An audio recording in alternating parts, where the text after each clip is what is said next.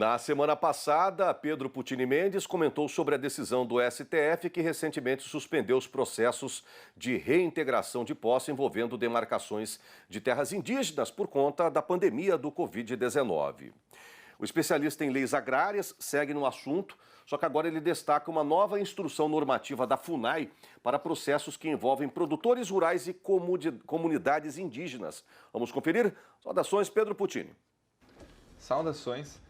Fazendo essa conexão com os assuntos das edições passadas, com relação à demarcação de terras, não poderia deixar de comentar uma notícia boa. Embora a suspensão dos processos, a questão do marco temporal, no mês de abril, na data de 16 de abril, foi promulgada uma instrução normativa, número 9 de 2020, da FUNAI.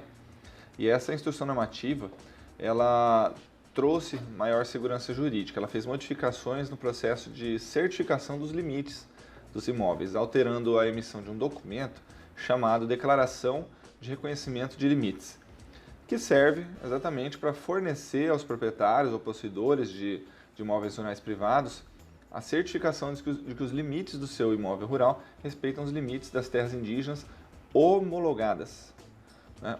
Ou seja, aquelas em que o presidente da República já homologou todo um processo formado pelo estudo antropológico e todas as demais etapas que nós já comentamos, e emitiu o respectivo decreto. O que antes, para fins de certificação de limites, se considerava até mesmo as áreas delimitadas ou identificadas, que são meras pretensões de demarcação, né? Então é necessário lembrar que a certificação de que trata esta instrução normativa é aquela que já comentamos no quadro sobre a gestão de cadastros da propriedade rural, do sistema SIGEF, Sistema de Gestão Fundiária, uma ferramenta criada em 2013 pelo INCRA nos processos de certificação e de referenciamento de imóveis, sendo que por determinação legal todos os imóveis devem ser certificados.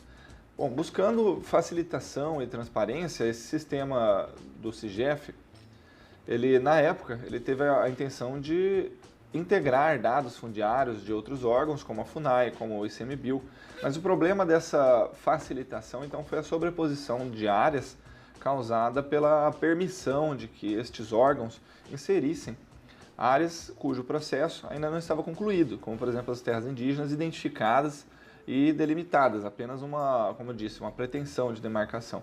O que aconteceu também de forma semelhante no cadastro ambiental rural, que foram permitidas a inserção destas áreas ainda não homologadas. Mas a sobreposição, ela também traz um problema maior, um problema onde não é possível praticar qualquer ato registral imobiliário, como registro de compra e venda, desmembramento de matrícula, unificações de matrícula, verbação de condomínios, multipropriedade, que também foi um assunto aqui no nosso quadro, além dos acessos a políticas públicas de crédito rural, sem que seja feita então essa certificação. Então veja então que esses impedimentos que eram antes causados pela sobreposição de área, eles são verdadeiras afrontas ao direito do proprietário de usar e de dispor do seu imóvel, porque ele está deixando de praticar atos decorrentes do próprio direito de propriedade. Afinal, a certificação ou a delimitação deste imóvel por memorial descritivo em estudo, ela não gera um direito de propriedade ou ela não é considerada um domínio. Afinal, o proprietário é aquele que está na matrícula, devidamente registrado. Então, portanto, as facilidades na gestão de dados, embora sejam bem-vindas, é evidente que a má gestão destas ferramentas pode gerar o abuso de poder de órgãos públicos, como acontecia. O excesso de burocracia, insegurança jurídica, a vulnerabilidade do produtor rural que está sujeito a esses procedimentos. E lembramos então que os processos de demarcação de terras indígenas, eles se encerram após 3 principais atos administrativos, né, em respeito ao princípio constitucional do devido processo legal, que são a assinatura do ministro da Justiça na portaria de demarcação, o decreto de homologação do presidente da República e consideramos também um último ato importante, que é a transferência deste imóvel já decretado pelo presidente como homologado, transferência desse imóvel para o patrimônio da União, o que é feito normalmente pela FUNAI em posse dos documentos que eu acabei de comentar.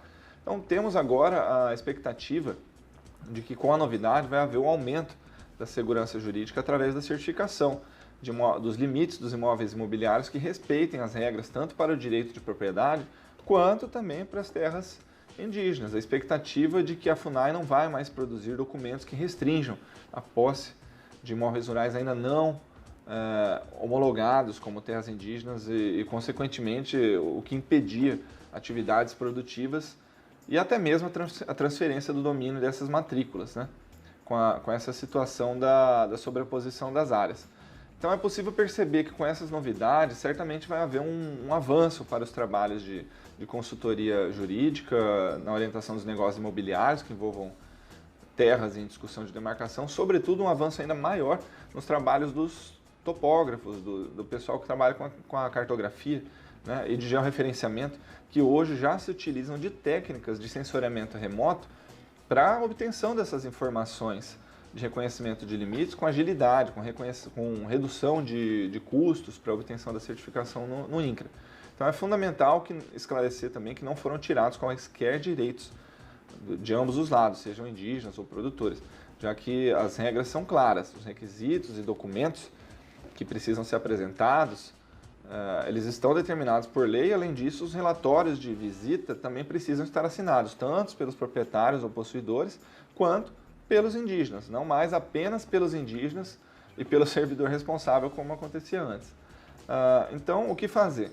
Se a certificação estiver bloqueada, o que acontece pela sobreposição de área, cabe ao técnico responsável pelo requerimento dessa certificação abrir um pedido de análise com base nessas novas regras e na nova declaração de reconhecimento de limites, enviando eletronicamente essa solicitação para o INCRA, que não costuma facilitar, mas é importante que o produtor busque a utilização dessas novas regras para conseguir finalmente a certificação dessas áreas.